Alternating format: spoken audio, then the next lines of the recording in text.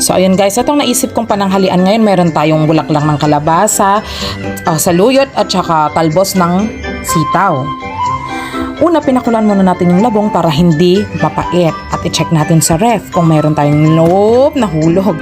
Meron tayong natirang inihaw na bangus, sayang naman. Masarap yan pag isinahog, pag-aagawan yan, sigurado. Ayan, tanan, meron tayong natirang inihaw na bangus. So ayan na guys, nahimay na yung mga gulay natin. Hugasan na natin, tapos lutuin na.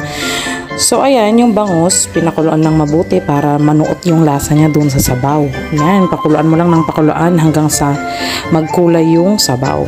And then, susunod, lagyan mo ng konting bagong, konti lang bes, baka may UTI ka.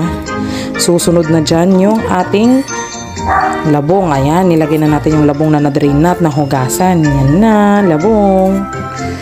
So ayan, pakuluhin mo ng husto hanggang sa kumulo para hindi maging matigas bes. Yung kulong-kulo katulad ng pagkakulo ng dugo mo sa ex ng boyfriend. So ayan guys, isunod na natin yung dahon ng kalabasa na natanggap ko pa nung Valentine's Day, kaya wag kang umasang mabibigyan ka ng bouquet, charot lang. Ayan, panay na ang text, gutom na siguro yung mga alaga ko. So, ayan na yung mga dahon-dahon natin. Akala ng iba, kambing lang ang nakakakain. Joke lang.